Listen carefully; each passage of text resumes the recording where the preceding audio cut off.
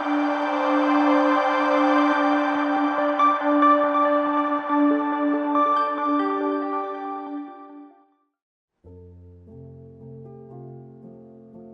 struck me, honestly. Like, I went and I thought about it. How many people would do this kind of thing? My name is KINGSLEY OGBULU. Most people call me KC. KC is an acronym for Kingsley Chinedu. I'm one of the leaders in LHCC here in Canada. I heard about Apostle Wale from Nigeria. That was last year before I came. Brodeji Oyilola. When I got in touch with him, I told him I was coming to Canada. So he told me, come on, you're going to like this church, my church, LHCC. I'm like, I don't understand how. He said, you're going to like the church. It's just like DCC in Nigeria, the pastor is young, there's a lot of vibes and all that. I'm like, okay. So he sent me the picture of the pastor, even from Nigeria. I'm like, oh yeah, he's young. When I finally came to Canada, it was Brother Deji that came to pick me up at the airport, and he started talking to me about the church. So I came to the church, and indeed it was a vibrant church. There's something that you told me. You told me that, see, there is no other church that can fit the kind of person you are. You won't be able to blend in other places. This is just like a brand of DCC in Canada, and he was right. So my first day in church, I was introduced to Apostle Wale, and I met him physically. Since then, knowing him has been one of the best things, and coming to LHCC has been one of the best decisions of my life since I relocated. Apostle Wale is someone that has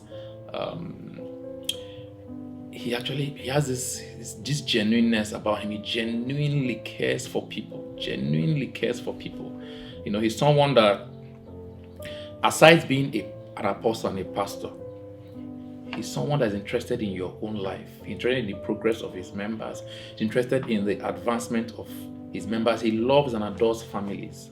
So that's one thing I found very fascinating when I came. And he's very, very humble, almost to a fault. He's a very vulnerable person. Like, he could be vulnerable. That's what I mean. He could be vulnerable. He doesn't hold back. He just gives and pours out his all. So that's one of the things that actually struck me. And it wasn't a bit surprising, because I've actually heard his testimony preceded him.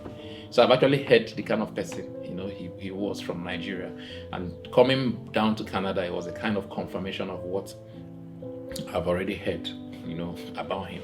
And at that point in time, I didn't have a car, because I was just fresh and new. I was just always using buses and all that. And there was a day I came to church, and I was like, wow, how did you come? I said, I came by bus. I was like, oh. I was like, he now called me after service, and he said, Casey, I would want to give you, I think by then he had, I think he's relocated to Calgary, but he was still, his car was here. I said, I want to give you my car. Okay, just take my car and be using, for the meantime. And that struck me, honestly. Like, I went and I thought about it. How many people would do this kind of thing? I mean, I just came, and you're willing to give me your car just to be going to work, and and I just respectfully declined. I said, thank you, sir. But even though I respectfully declined, I was touched. I was really touched, and it shows the kind of heart that he has. I mean, there are people that I know. If there's someone I know, I'm not going to say the person's name. He had not even seen the person, and the person was planning to come to Canada, and the person lost his mom, along the line. He has not met this person, trust me. The person was in Nigeria. But because they had been talking, and the person was supposed to come to Canada and attend Lofty Heights, Peter sent this person 150,000 for his mom's burial. Someone he had not set his eyes on. That's the kind of man that he is. So he's, first of all, a very, very compassionate and very good man. Before being a pastor and apostle, he has a very good heart. So when I came to LHCC, just a matter of time before I became a leader. in LHCC, and being a leader in LHCC has actually impacted me for good. Yeah, I've been into leadership from where I was coming from, but this is on a more larger scale, and it afforded me the opportunity to understand that there is a leadership there's a difference in the leadership style that you as a leader would imbibe or use across geographical locations.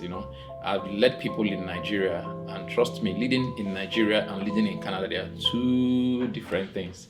So being exposed to a higher level of leadership, under Apostle Wale Tejumade has taught me patience, has taught me discipline, has taught me that people are different, and that the most important thing, the biggest lesson I've learned is that the most important thing is being a shepherd. Being a shepherd. And a shepherd is one that the Bible says can lay down his life, for the sheep. The shepherd is one that can go after the one that has gone astray. When I was in Nigeria, there's the